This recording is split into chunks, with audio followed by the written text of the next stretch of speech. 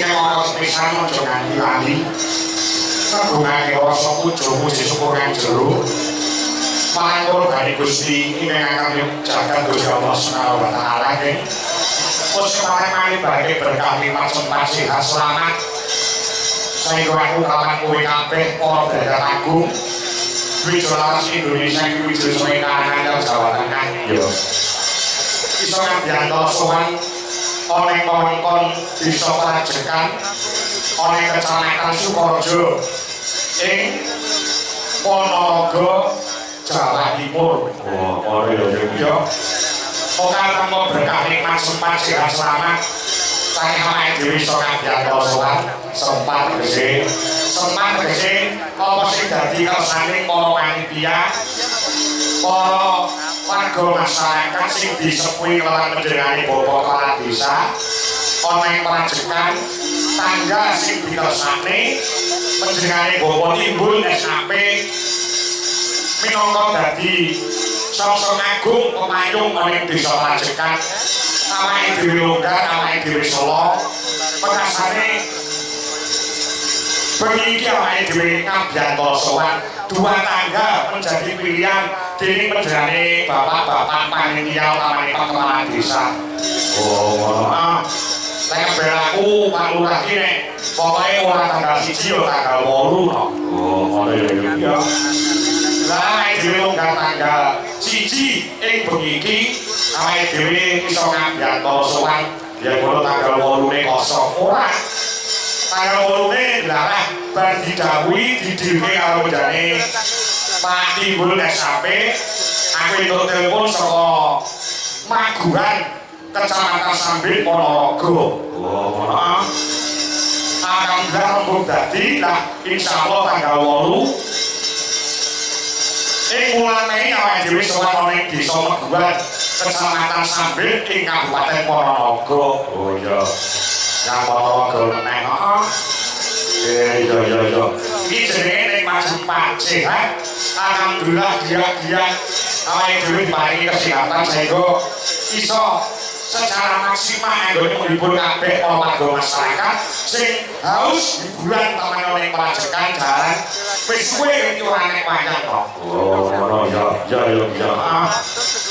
Selamat alhamdulillah mendarat ana kene pas maghrib awake dhewe diparingi keselamatan dening Gusti Allah Subhanahu wa taala tanpa ana alangan sawiji apa sehingga bengi iki alun-alun sumringah menjadi lautan manusia untuk bersama-sama kembulannya kawan warga masyarakat ana ing Prajekan gone nganake bersih desa resik desane resika desane resika sing nggone ada saka Gudha Rencana ada saka Sengkala bekasane Desa Prajekan dadi desa ing Babatun Toyibatun Baru Dawa kemangke panon sinami kata-kata rahaja ora sandang pangan kasawapan ada saka bencana alam dicapake nek golek rezeki lancar dawa umure sehat awake kasarta diparingi selamat donyane diparingi selamat akhirate Allahumma ya rabbal alamin pancen kaya ngono ya yo disiwana walaupun dalam Al-Qur'an dalam kitab suci lainnya ki ora ana tulisane menungso kowe bersih desa ora ana iki jenenge adat istiadat sing wis lumadi ana Nusantara mergo Indonesia utamane wong Jawa wis duwe budaya. Oh, ngono ya. Sakurunge agama apa wae mlebu ana ing Nusantara wong Jawa dhewe wis duwe budaya asalkan tidak bertentangan dengan ajaran agama. Mari kita lanjutkan to nek gelem goleki gelem teliti kanthi perhati wong bersih desa kuwi ya padha karo nindakake saereating agama Islam. Oh, mergo iki kanggo sono bersyukur kepada Tuhan Yang Maha Esa yang telah memberikan malimpah-limpah kenikmatan tumraping warga ana ing Desa Prajekan diwujudkan dengan adicara bersih desa untuk sarana bersyukur kepada Tuhan Yang Maha Esa. Oh, ngono ya. Luar biasa ya ngono. Kalau begini jumbo kawan kersane menjane para panitia utamane menjane Pak Kepala Desa Timbul SKP ya pirang-pirang dino iso turu mergo pirang-pirang dino kene udan. Oh, kami akan pas bengi iki dipun paringi tingkas bulane iso sumoblang pandang sumunar madani ana ing alun-alun Sumringah. Oh, ngono ya. Ya. Esoke dawuh muga-muga apa sing dadi niatan hajate warga masyarakat ana ing desa Rajekan kene kinablah dening Purbane Gusti ingkang kalih jagat ya amin ya rabbal alamin.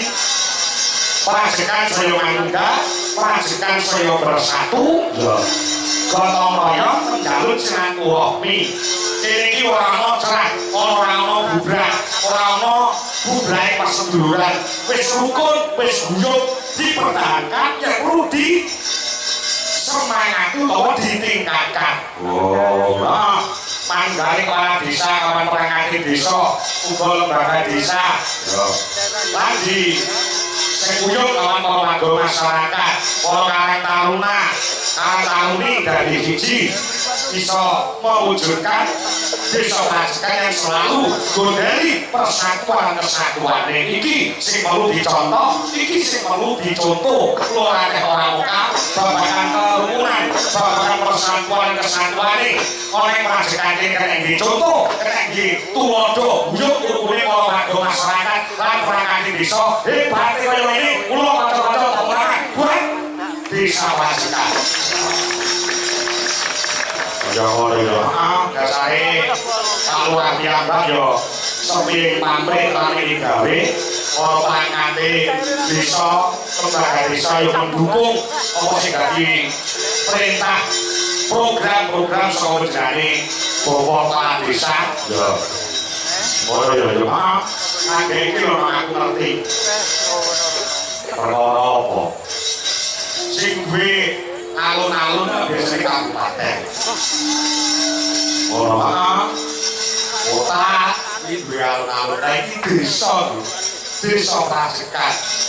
Sak ngertiku lagi desa Rajekan iki sing duweni alun-alun sing hebate kaya ngene, jembare kaya ngene, bawira kaya ngene. Oh, dadi gowayangan wis gone ora bakal kekurangan. Oh, lha yo kula gandeng duweni alun-alun sing kaya ngene iki nek wayangane setahun pisan iki kesuwene iso iki seminggu ping pindho ping telu.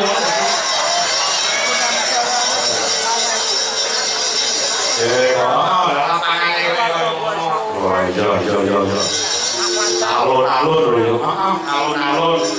Iki biyen aku mau sempat ngobrol-ngobrol karo penjane Bapak Timbul SKP ana buri ono. Biyen kaya dene lemah sing ora terawat. Oh. Bobote saka jakrase kepala desa ing Sumuyung karo kabeh lapisane para perangkat desa, lembaga desa lan masyarakat ditekane uruk sing pirang-pirang atus diantar uruk ini saiki jadi papan sing hebate kaya ngene bawira jumbare kaya ngene. Oh, kaya ngene iki tanpa kerjasama, tanpa ada persatuan dan kesatuan tak bisa dilakon. Pancen kaya ngono, Bro. Lagi nggo transisi den. Lho, iki digek anyar karo Pak Lurah. Oh, kula cete sing untuk mampu mau. Oh, didadane nggih dadah sinden. Pokoke pas wayangan kudu dadi. Kowe ngerti jenenge lho, urung dadi. Urung dadi sing duwe enak. Oh iya. Ning luar biasa lho kaya ngene iso dadi desa percontohan. Desa-desa liyane iso duweni alun-alun sing gremate kaya ngene kene kegiatan apa wae. UMKM desa berjalan ana kene, busana silaturahmi, uga kanggo sono olahraga yo bisa nak. Ya, multifungsi. Ya, yo salune ngaturke Mariko Warna. Ya. Ngaturaken Sugeng Rawuh. Ya. Iki mau aku wis didhawuhi bahwasanya PLT Bupati Ponorogo penjahe Ibu Hajah Lediarita SH ora rawuh mergo ana kepentingan ana Jombang. Kok menawa para rawuh anggota DPRD Dapilna Kabupaten Ponorogo. Ya. Mbok menawa para rawuh aku diundang itu karo Pak Lurah. Anggota dewan diundangi untuk do rawuh. Nek rawuh iki ketika acara kaya iki ya rawuh. Rawuh lah perkara acara kaya iki luar biasa kita dadane. Kok rawuh iki golek swara, golek giting dan lain-lain. Nek ora sing jenenge anggota dewan iki rawuh ning acara kaya iki kok dadane kok.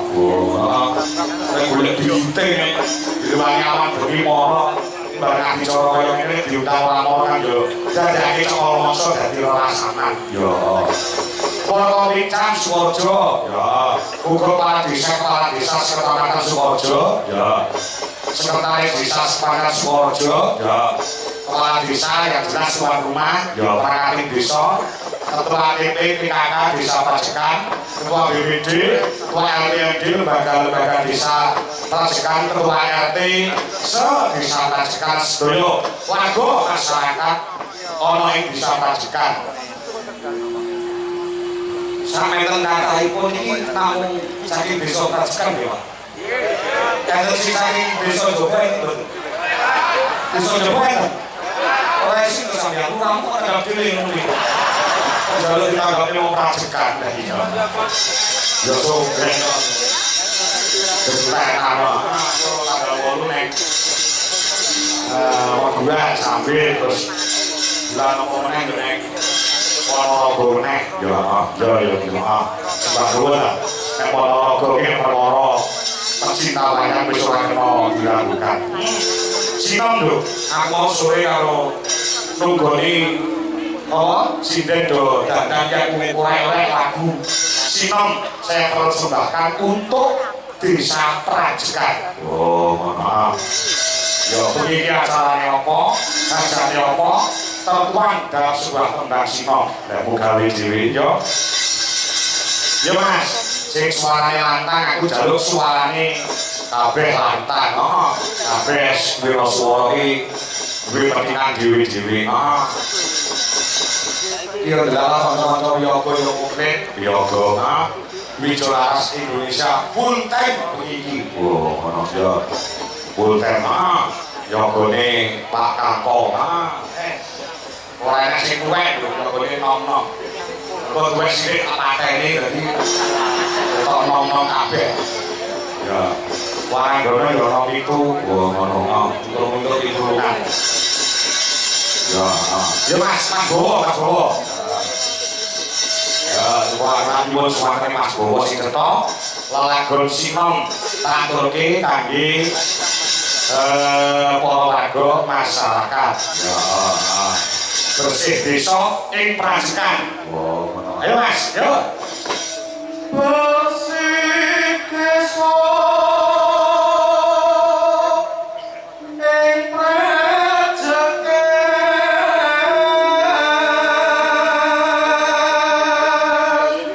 Bersih desa iki tandane wong piye, Mas?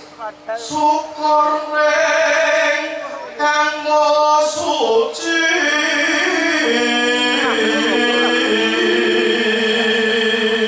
Bersih desa ini mujudake rasa syukurnya sapa Gusti Kang Maha Suci yang telah memberikan keberkahan, keselamatan dan lain sebagainya terhadap masyarakat poning desa Pajekan. Ya, terus makanya ini Mas, makanya ini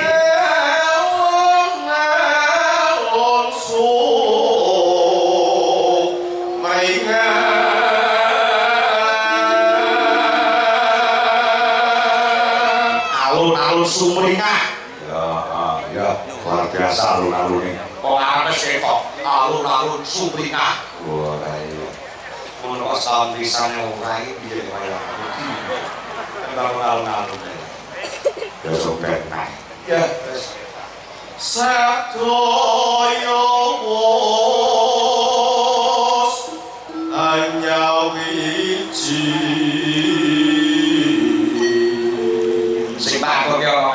sedaya usaha wiji kepala desa, perangkat desa, lembaga desa, masyarakat dan di siji ya menjaga persatuan dan kesatuan. Nah, terus kades kang mandegani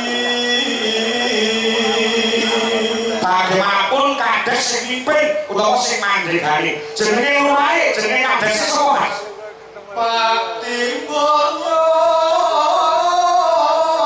topi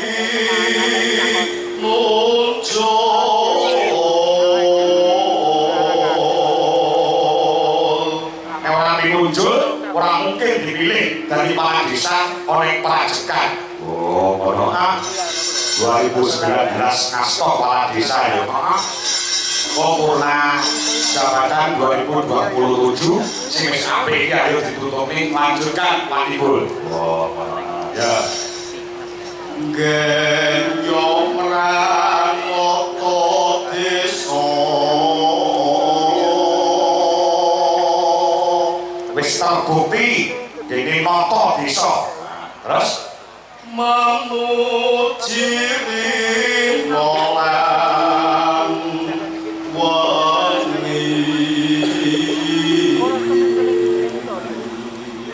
memuji sing ndonga rimo kalawan mengi supaya piye Mas? Mugi slamet kalih saking sampe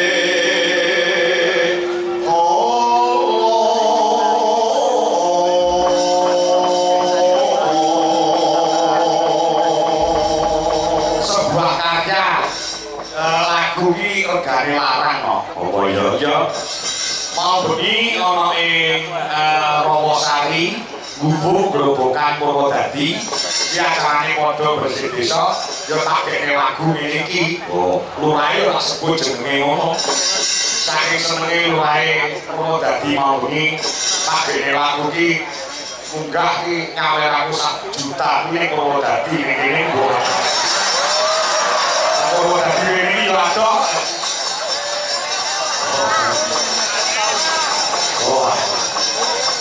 Lah yo rene kasih anu kok aku. Apa? Sing aku iki nggih, aku iki rada abot. Apa? Apa enek? Gawean rung ditandani ket 2 minggu kepungkur wis ditransfer pelunasan iki. Apa ya? Iya. Pak Lurah bonceng apa to Pak Lurah? Amun bener lunasi saiki. Mboten Mas Karo. Pokoke saking seneng-senenge kanggo masyarakat jenengan setrawu wonten prajekan iki kula lunasi hari ini. Dadi asine aku kok Solo Karanganyar ning prajekan Mononggo iki nyaurutan. Oh, tak atur lunasan iki. Yo, iki mau kembang mau didangduke Mas. Didangduke. Oh, nah, coba kayak apa? Lagune bersih desa prajekan. Dangdune telung tambahan. Oh, kok karo ngenteni caire duit 1 juta kok Lurah iki caire kuat.